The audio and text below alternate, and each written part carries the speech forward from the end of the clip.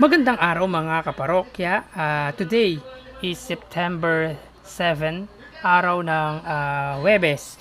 At nagbabalik tayo sa ikalawang yugto ng ating online views update ng tatlong naglalaki ang noontime show dito sa ating bansa. Unang-una, ang Itbulaga ng Tape Incorporated or ng GMA Network, ang EAT ng Legit Dabarkats or ng TV5, at of course, ang It Showtime ng Madlang People or ng ABS-CBN. At bago natin simulan ay paki-subscribe. Ay humihingi po ako na i-subscribe nyo po ang aking YouTube channel. Paki-click na rin ang notification bell icon para lagi kayong updated sa mga bagong video na ilalabas ko. At mga kaparokya, mga kadabarkads kaganina, ay inihatid ko sa inyo ang unang gap ng TV ads ng EAT ng Tito Vic and Joey, at sila ay nagkaroon ng 37 TV ads. Bago po yan mag-segment ng Gimme 5. At sa ikalawang gap ng TV commercial or TV ads ng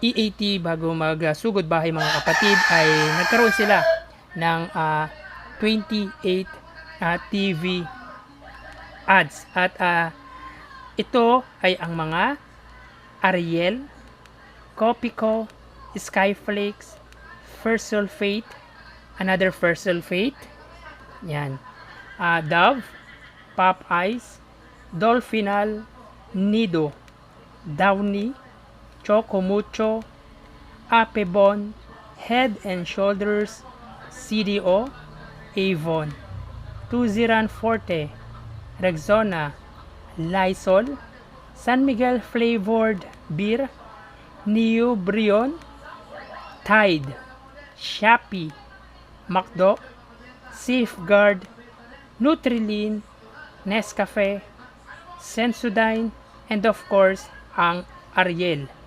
Yan po ang lumabas sa kanilang ikalawang gap na TV ads.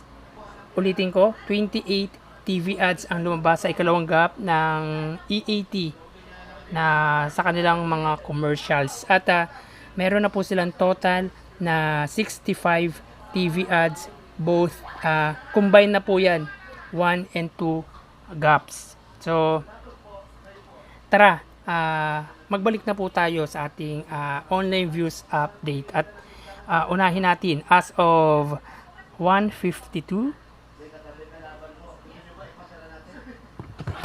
Yan, ay nahulog pa. Yan. Unahin natin ang sa Itbulaga under Tape Incorporated or ng GMA. Mayroong 203k followers or 203,000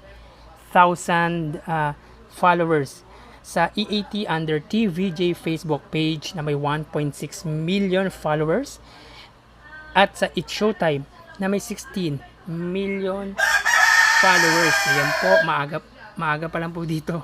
Umaga, nagtitilaw ko yung manok. So yan po, sa kasalukuyan ay may segment. Ang Itbulaga ay naka break po sila ngayon. Yan. Ang EAT, check muna natin. Yan. Yan na natin, live natin. Be patient po. Uy, oh. Wait lang po Yan, medyo tumagal po tayo dahil maganda po talaga yung naka-live po sila Yan. Sa EAT ay mayroon silang segment na Sugod Bahay mga kapatid. And as we can see, ang Itbulaga ay may 405 live viewers. Ang EAT ay may 9.2k live viewers. At sa It Showtime ay may 5.2k live viewers. So yan po ang lumalabas sa kanilang live viewers sa kanilang FB page as of 1:54 ng hapon. mapunta naman po tayo sa YouTube channel ng tatlong Noontime Show.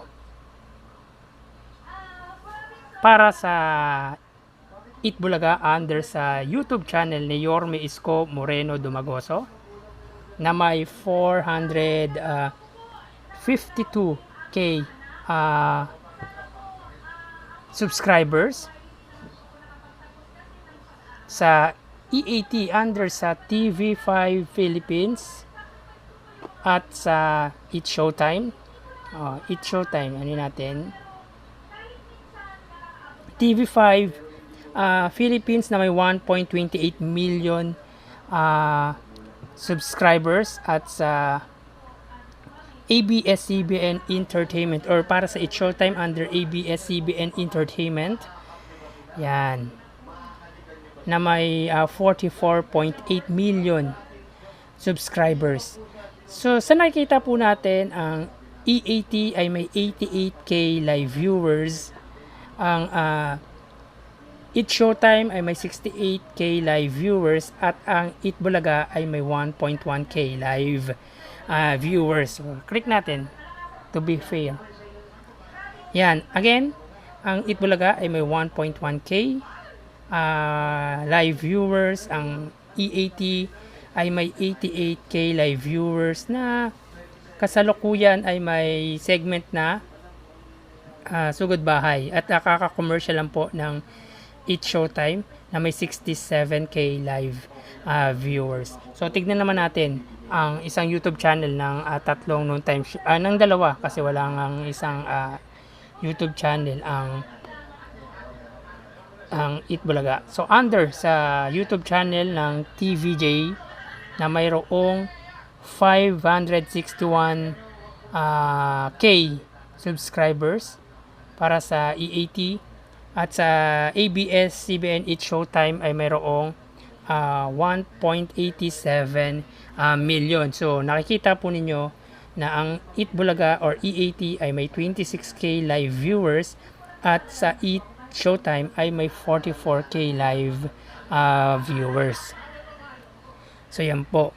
Again, as of 1:57 ang EAT ay may 26k live viewers at ang It's Showtime ay may 44k live viewers. So bukas po ay matutunghayan nyo na naman ang panibagong yugto ng ating online views update at i-update ko rin po kayo kung ilan ang naging live TV ad sa ikatlong yugto or last gap ng TV ads ng EAT. At sa ngayon, sa 1 and 2 combined na TV ads ay mayroon silang 65 TV ads or 65 commercials. So again, magpapaalam po muna ako ulit. Magsikain po tayo at mag-ingat dahil pabago-bago po ang panahon. Uulan tapos sa araw. So, konting ingat, magdala po tayo ng payong natin or kapote para at least meron tayong protection sa ulan, di ba? At sa araw na rin of course. So again, thank you and God